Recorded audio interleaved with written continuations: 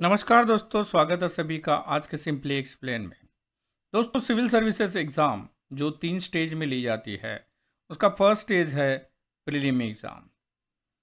उसी का सिलेबस जो है वो आज हम लोग डिकोड करेंगे, क्योंकि प्रीलिम एग्ज़ाम होने के बाद या उसको क्रैक करने के बाद ही एस्पायरेंट मेंस एग्ज़ाम के लिए एलिजिबल होता है और लास्ट स्टेज आता है इंटरव्यू का। But most of the aspirant जो सीरियस एस्पायरेंट्स है, उनमें भी ये प्रीलिम का एक प्रकार से डर लगा रहता है, क्योंकि ये स्टेज कंपैरेटिवली बहुत डिफिकल्ट है as compare to the competition. अगर हम लोग पूरे सिलेबस को माइक्रो एनालिसिस करेंगे और उनको अच्छे से एक्सप्लेन कर पाए तो prelim is not difficult if you go by the individual topic. आज हम लोग इसी को डिकोड करेंगे, डिटेल सिलेबस का एनालिसिस करेंगे और पीवाईक्यू एनालिसिस करके इंडिविजुअल कंपोनेंट पे कितने क्वेश्चंस आते हैं उसको भी डिकोड करेंगे। So let get started.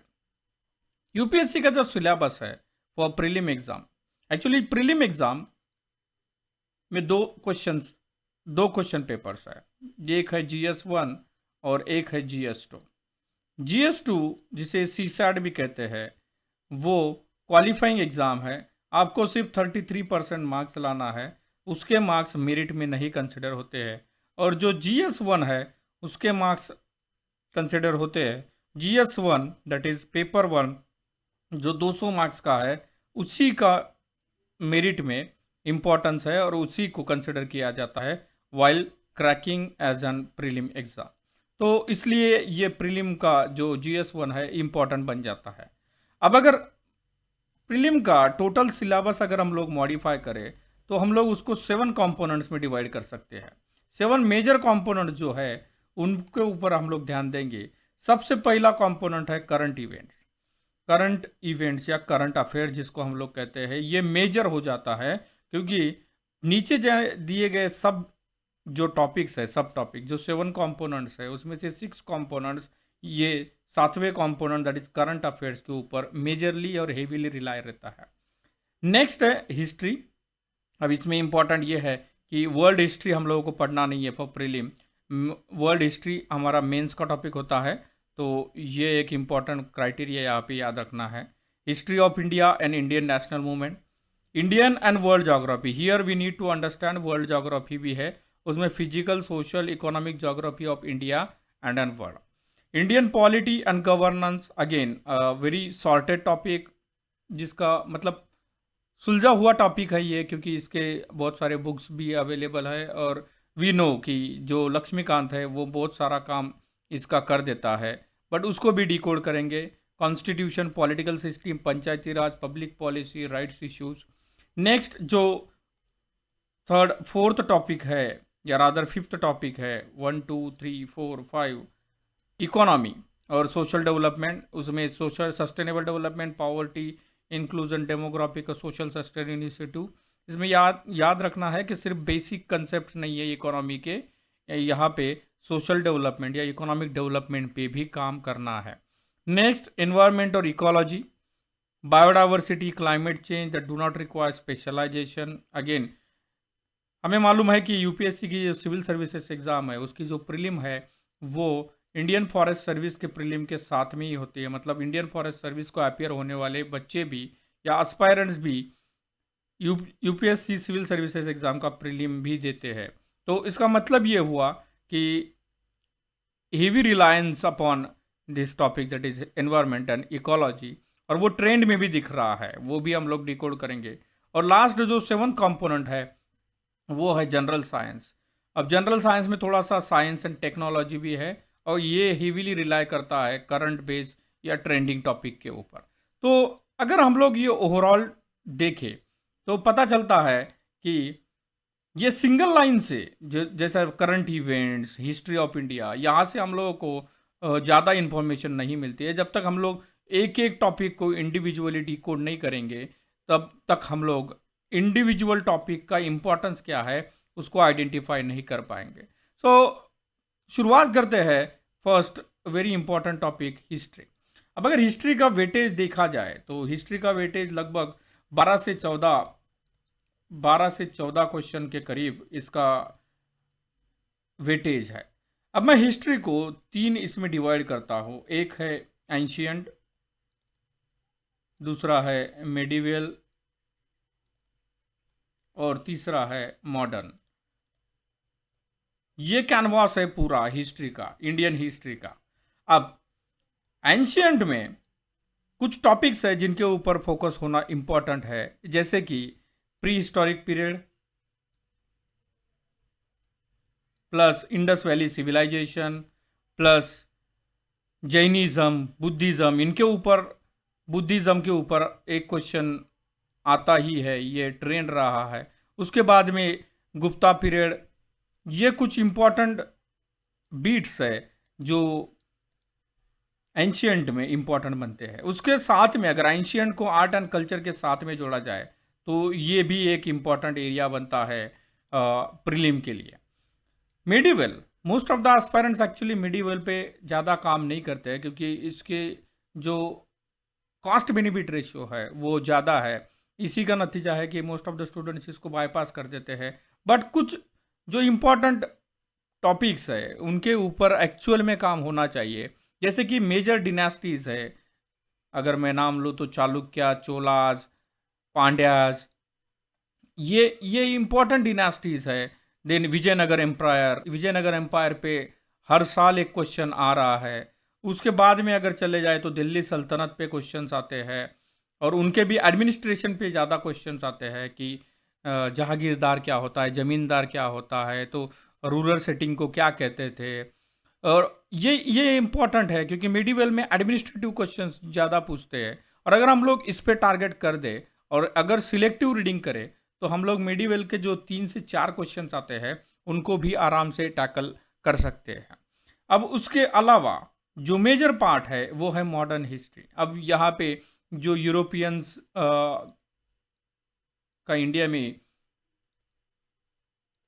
आगमन हुआ है वहाँ से ये मॉडर्न हिस्ट्री स्टार्ट होती है, और उसके बाद में फिर प्री 1857 का जो एरा है वो बाद में 1857 एक वाटरशेड मूवमेंट है, वो 1857 रिवोल्ट जो वाटरशेड है, उसके बाद में इंडियन नेशनल मूवमेंट। ये हम लोग डिवाइड कर सकते हैं पूरे इसको। अब इसमें अगर डिकोड करें तो फैक्चुअल क्वेश्चंस ज़्यादा पूछे जाते हैं, जैसे कि कोई कमीशन था, कमीशन के ऊपर क्वेश्चन आता है। जैसे कोई न्यूज़पेपर्स है उनके ऊपर क्वेश्चंस आते हैं। बाद में कोई इम्पॉर्टेंट पर्सनालिटी है जो न्यूज़ में रहा है हिस्टोरिकली, उनके ऊपर क्वेश्चंस आते हैं। तो इसका जो कैनवास है मॉडर्न का ये ज़्यादा है, क्योंकि इसके क्वेश्चंस जो है वो 8 to 10, और एंशियंट 3 to 4, मेडिवल 3 to 4, और मॉडर्न इंडिया जो है या मॉडर्न हिस्ट्री जो है वो 8 to 10। ऐसा ओवरऑल हम लोग इसको डिवाइड कर सकते हैं। अगर हम लोग सिलेक्टिवली इन टॉपिक को टारगेट करें तो हम लोग हिस्ट्री सिलेक्टिवली टारगेट कर सकते हैं। अब आई बुक लिस्ट की बारी, तो बुक लिस्ट में जैसे मैंने कहा कि एंशियंट के लिए ओल्ड एनसीईआरटी सबसे इम्पॉर्टेंट है। इवन फॉर मेडिवल के लिए भी ओल्ड एनसीईआरटी सफिशिएंट है अगर आप लोग उनको अच्छे से पढ़ोगे। Even for art and culture के लिए भी एनसीईआरटी सफिशिएंट है। अब बारी आती है मॉडर्न की, तो मॉडर्न के लिए ओल्ड एनसीईआरटी एक इम्पॉर्टेंट है। और इम्पॉर्टेंट यहाँ पे याद रखना है कि मॉडर्न जो है, मॉडर्न इंडिया, वो मेंस में भी आता है, तो उसके लिए हम लोग बिपिन चंद्रा पे भी रिलाय कर सकते हैं। और बाद में अगर थोड़ा सा एडिशन करना है तो सबसे इम्पॉर्टेंट यहाँ पे स्पेक्ट्रम है, क्योंकि स्पेक्ट्रम में ये जो फैक्चुअल इंफॉर्मेशन है, कमीशन, न्यूज़पेपर, इंपॉर्टेंट पर्सनालिटीज़, ये सब सॉर्ट करके दिया हुआ है, तो ये टेबुलर फॉर्म में याद रखने के लिए इजी है। तो ये 3 और old NCERTs of ancient and medieval will be sufficient for an history. तो नेक्स्ट देखते हैं, नेक्स्ट जो सिलेबस है वो ज्योग्राफी का है। अब ज्योग्राफी अगर हम लोग डिकोड करेंगे तो वहाँ पे इंडिया और फिजिकल वर्ल्ड ज्योग्राफी, ये 2 टॉपिक सिलेबस में दिया हुआ है। अब अगर दोनों का डिमांड अलग अलग है, हम लोग अगर पेपर का एनालिसिस करेंगे, पिछले PYQs का अगर एनालिसिस करें तो majority of the map based questions जो है वो वर्ल्ड ज्योग्राफी पे पूछे जा रहे हैं। तो हम लोग एक काम कर सकते हैं कि इंडियन ज्योग्राफी जो है उसको एक अलग तरीके से अप्रोच करेंगे और वर्ल्ड ज्योग्राफी को कुछ अलग तरीके से अप्रोच करेंगे। Indian geography majorly physical geography पे ज़्यादा क्वेश्चंस आते हैं, उसमें आपका रिवर सिस्टम हो गया, then your mountains and river system या ट्रिब्यूटरीज। ओके, उसके बाद में इस पे भी फिजिकल मैप बेस्ड क्वेश्चंस आते हैं, तो इसको भी हम लोग नज़रअंदाज नहीं कर सकते हैं। उसके बाद में अगर देखें तो location based questions, physical feature जो है खास करके लैंडफॉर्म्स के ऊपर क्वेश्चंस आते हैं, ये 11th एनसीईआरटी में अच्छे से दिया हुआ है। रिवर सिस्टम हो गया, क्लाइमेटिक कंडीशन जैसे कि मानसून है, इसके ऊपर भी क्वेश्चंस आते हैं। तो ये ओवरऑल बीट्स है जो इंडियन ज्योग्राफी में इंपॉर्टेंट बन जाते हैं। उसके कंपैरिजन में वर्ल्ड ज्योग्राफी अगर मैं कहूँ तो पहले शुरुआत करेंगे मैप बेस्ड क्वेश्चंस। और मैप बेस्ड क्वेश्चंस जो है वो मेजरली करंट बेस है, मतलब जो जो भी इशू करंट में है उनके मैप को हम लोगों को कंसिडर करना है एज एन वर्ल्ड ज्योग्राफी। उसके बाद में अगर देखेंगे तो लॉन्जिट्यूड एंड लैटिट्यूड, उसके बाद में अगर देखेंगे तो फिजिकल फीचर्स जो है खास करके लैंडफॉर्म्स, उनके ऊपर भी क्वेश्चंस आते हैं। और क्लाइमेटिक कंडीशंस या रीजन्स जो है जैसे कि ट्रॉपिकल रीजन, इक्वेटोरियल रीजन, सब ट्रॉपिकल रीजन, ये क्लाइमेटिक रीजन्स जो है इनके ऊपर भी क्वेश्चंस आते हैं। तो ये ओवरऑल वर्ल्ड ज्योग्राफी का कैनवास है, और अगर हम लोग इन बीट्स पे काम करें तो we can score marks in geography. अब ज्योग्राफी का वेटेज थोड़ा सा कम हुआ है, अगर मैं देखूँ तो 8 to 10 questions are there from geography, लेकिन अगर इसको एनवायरनमेंट के साथ में जोड़ दे तो ये दोनों मिला के 30% क्वेश्चन आराम से टैकल करते हैं, क्योंकि most of the environment, almost 30 to 40% of environment syllabus is actually overlapping with geography, so we can assess this। तो अगर इनको टारगेट करें तो 30 to 40% सिलेबस कंप्लीट हो जाएगा। अब रही बात बुक्स की, तो बुक्स के लिए सबसे इम्पॉर्टेंट है एटलस। एटलस का डेली स्टडी होना चाहिए, मतलब जब भी प्रीलिम नज़दीक आएगी तो वो 2 से 3 महीना आप लोग आधा घंटा इंडियन फिजिकल मैप और वर्ल्ड फिजिकल मैप को आराम से, मतलब हर रोज़ आप उसको देखोगे तो that can solve the problem. और उसके अलावा 6 to 12 की जो एनसीईआरटी है दैट विल बी सफिशिएंट, कोई ज़्यादा बुक्स इसके लिए ज़रूरत है नहीं। So this will be sufficient for geography. So geography हालांकि क्वेश्चंस कम है, बट इसका मतलब ये नहीं है कि अगर इसको हम लोग एनवायरनमेंट के साथ में अटैच कर दे तो ये ऑलमोस्ट 30 to 40% क्वेश्चंस और फैक्चुअल क्वेश्चंस है। अगर हम लोगों ने मैप बेस्ड क्वेश्चंस बराबर कर लिए तो हमारे चांसेस बढ़ते जाते हैं, क्योंकि 3 to 4 map based questions are there in each geography in each year actually. अब थर्ड जो है वो है इंडियन पॉलिटी। अब इंडियन पॉलिटी में ज़्यादा गुंजाइश है नहीं, क्योंकि इंडियन पॉलिटी जो है वो ऑलरेडी सॉर्टेड है, बहुत सारा मतलब उसमें मटेरियल्स भी अवेलेबल है। बट सबको मालूम है कि लक्ष्मीकांत जो इंडियन पॉलिटी का बुक है वो आराम से आपका ऑलमोस्ट 70 to 80% कवर कर लेता है। बट जब से यूपीएससी ने ट्रेंड चेंज किया है तब से एनसीईआरटी का जो बेसिक फाउंडेशन है वो इम्पोर्टेंट बन गया है। इसलिए बेसिक फाउंडेशन के जरिए, मतलब खास करके 11th की जो एनसीईआरटी है, खास करके 2 एनसीईआरटी पॉलिटिकल थियरीज और इंडियन कॉन्स्टिट्यूशन एट वर्क, ये दो जो है वो फिलोसॉफिकल बेस बनाते हैं। इंडियन कॉन्स्टिट्यूशन एट वर्क ये जो है ये आपका फिलोसॉफिकल बेस बनाते हैं, इसलिए ये 11th एनसीईआरटी और Laxmikanth that will be sufficient. अगर मैं इसमें इम्पोर्टेंट बीट्स की बात करूँ तो शुरुआत हम लोग प्रेम्बल से करेंगे, फिर जो कॉन्स्टिट्यूशनल एक्ट है, different government of India's act, charter act, वो सब आते हैं। फिर आपका आता है फिलॉसफी, जो प्रेम्बल की फिलॉसफी है उसके बारे में क्वेश्चंस पूछे जाते हैं। फिर सबसे इम्पोर्टेंट फंडामेंटल राइट्स और डीपीएसपी, इन पे क्वेश्चंस एक क्वेश्चन होता ही है। उसके बाद में अगर देखें तो जुडिशियरी, लेजिस्लेचर, फिर सेंट्रल स्टेट रिलेशनशिप, उसके बाद में constitutional and non constitutional bodies. तो इसका एक चार्ट बना के रखो, वो इम्पोर्टेंट है, क्योंकि चार्ट फॉर्म में अगर हम लोग इसको डिज़ाइन करेंगे तो वो रिवाइज करने के लिए इजी हो जाता है। उसके बाद में अगर हम लोग देखेंगे तो पंचायती राज,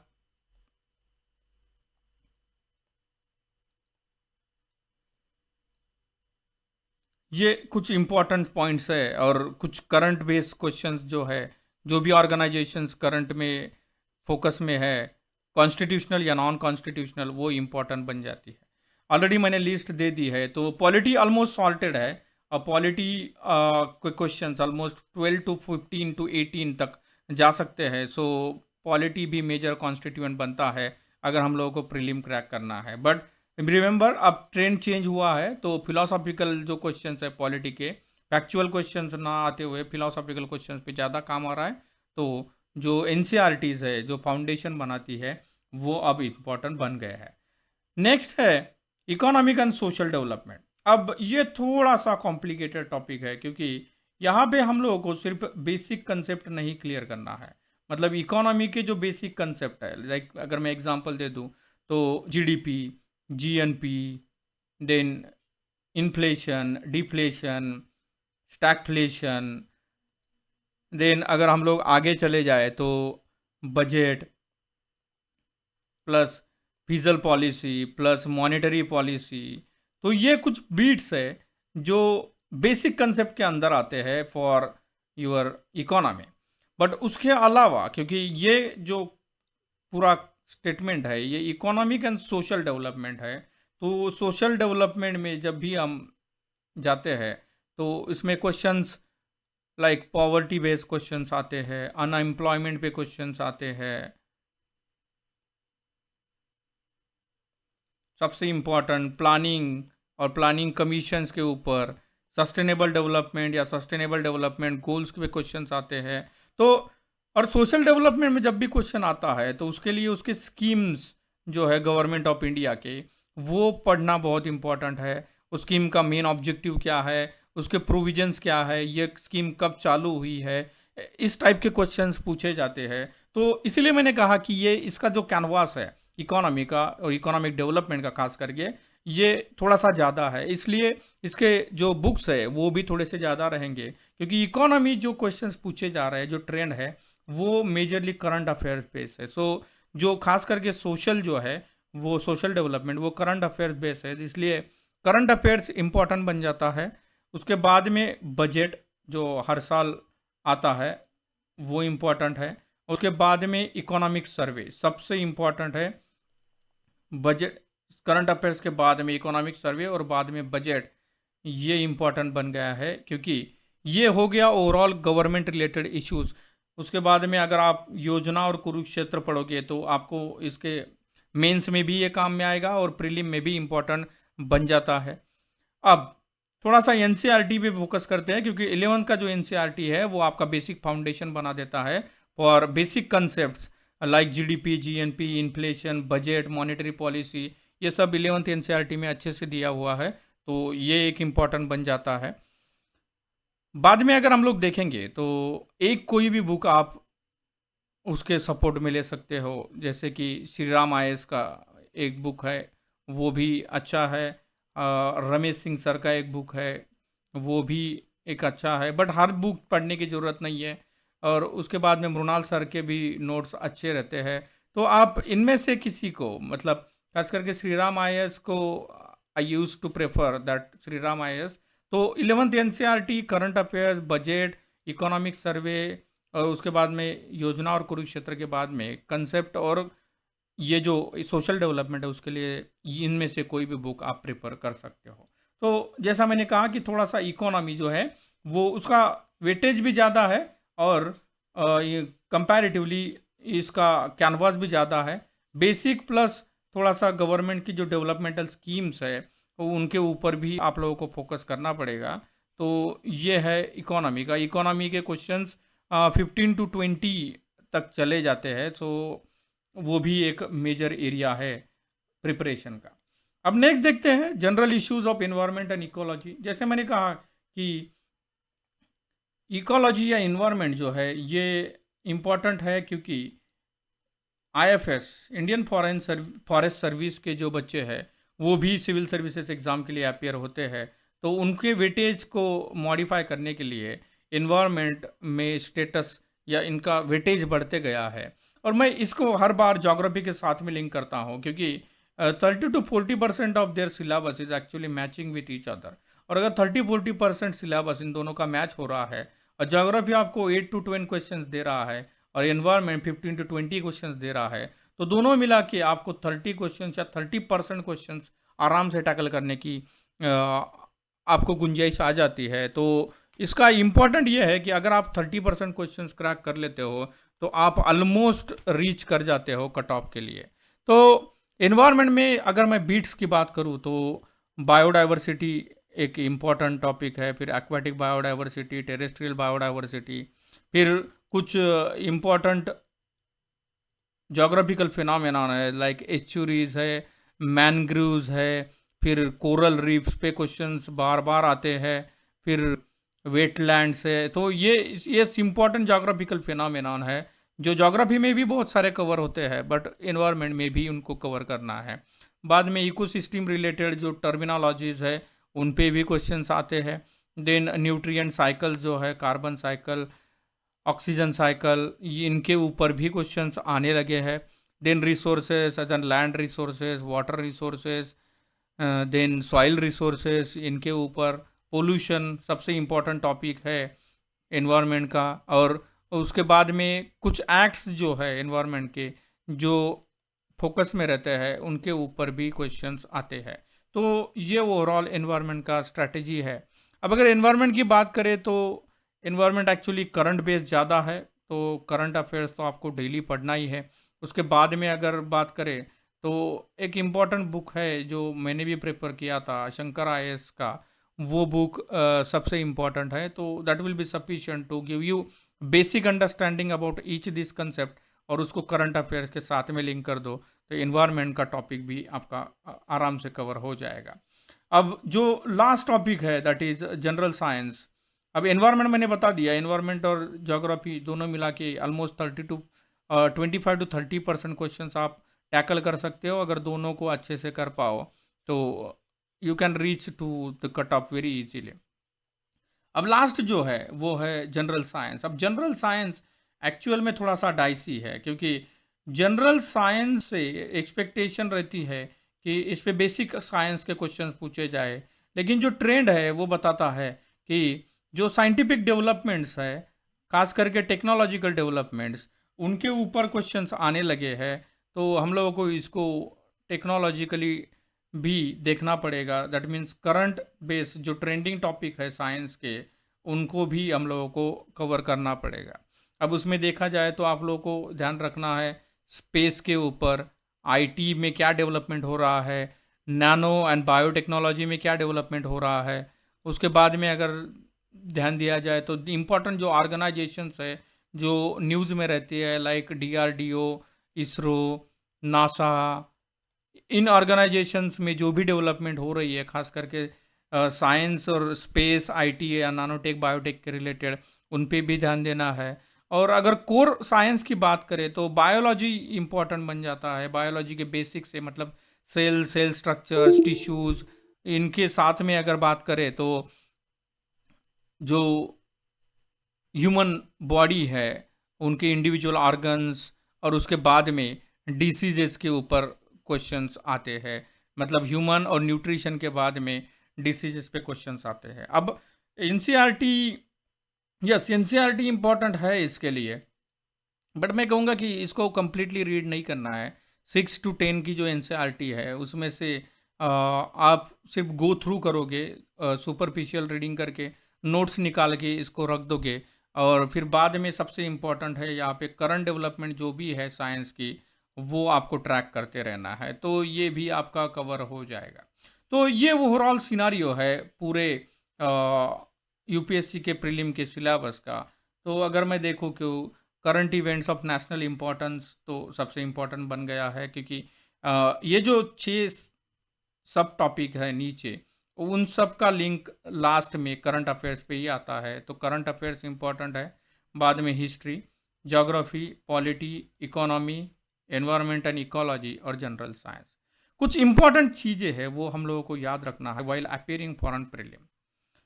प्रीलिम फैक्चुअल है और कुछ बच्चे मेंस के मोड में, क्योंकि हम लोगों को मालूम है कि हम लोग पहले मेंस कवर करते हैं फिर बाद में हम लोग प्रीलिम की तरफ जाते हैं, तो मेंस में एनालिटिकल अप्रोच लगता है और प्रीलिम में फैक्चुअल अप्रोच लगता है।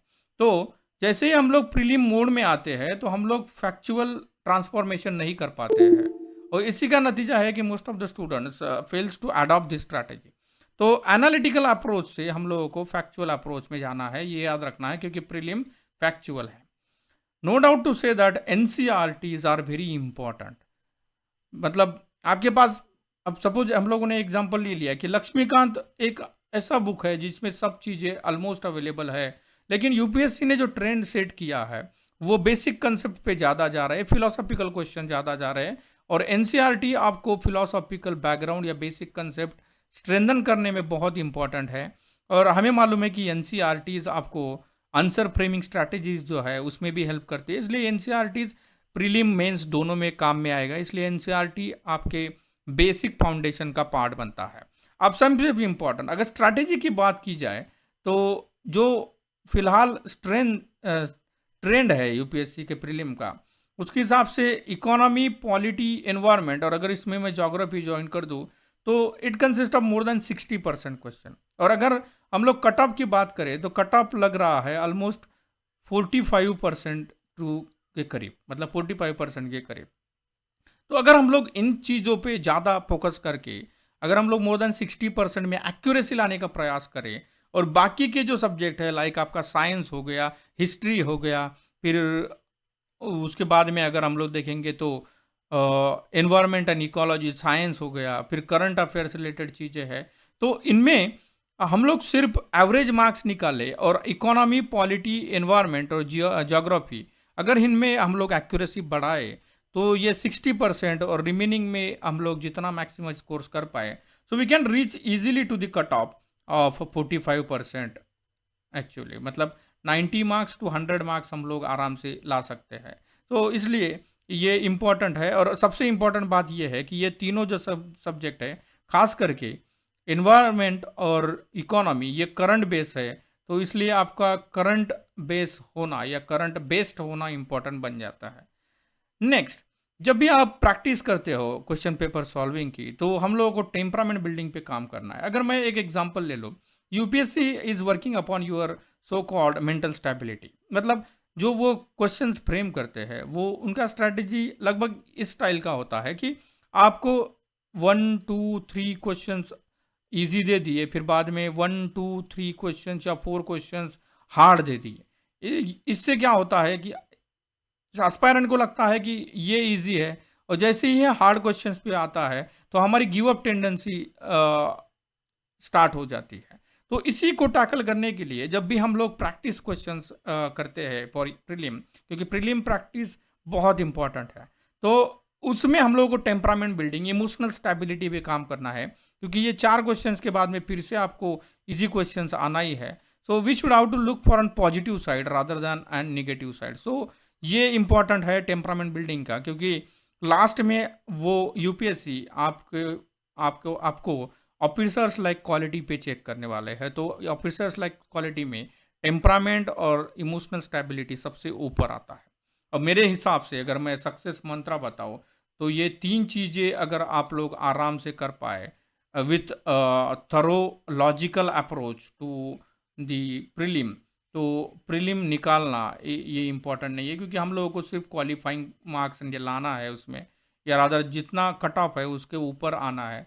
तो ये जो सक्सेस मंत्रा है इसमें सबसे इम्पोर्टेंट है रिवीजन। रिवीजन मेरी स्ट्रैटेजी थी कि मैं फैक्चुअल जो इन्फॉर्मेशन था उसके शॉर्ट नोट्स निकाल के उनको रीड करते रहता था, उनको रिवाइज करते रहता था।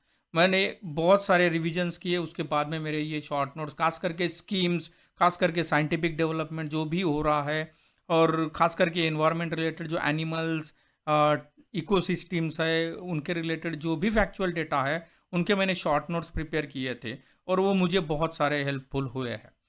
No doubt to say that NCERT is still the base है प्रीलिम क्रैक करने का एनसीईआरटी, और यूपीएससी का ट्रेंड अभी भी बता रहा है कि they are going back to the NCERTs again. But उसका एप्लीकेशन हम लोगों को आना चाहिए। इसलिए जो अब अलाइड बुक्स है उनको हम लोगों को एनसीईआरटी को सपोर्ट करना है।